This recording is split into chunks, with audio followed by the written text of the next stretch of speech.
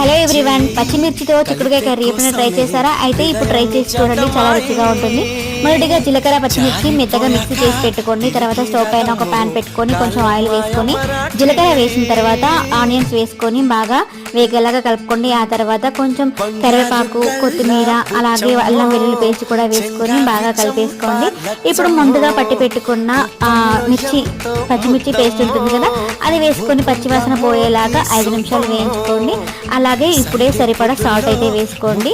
అలాగే కొంచెం పసుపు కూడా వేసుకొని అన్ని కలిసేలా బాగా కలిపేసుకోండి. నేను ముందుగానే చిక్కుడుకాయను 50% ఉడకబెట్టుకున్నాను. ఆ తర్వాత ఉడికిన చిక్కుడుకాయను తీసుకొని ఇప్పుడు పోపులోకి వేసుకొని ఒక 10 నిమిషాలు మనం సిమ్లో వేయించుకున్నట్లయితే చాలా బాగుంటుంది, చాలా రుచిగా ఉంటుంది. పచ్చిమిర్చితో చిక్కుడుకాయ కర్రీ చాలా టేస్ట్గా ఉంటుంది.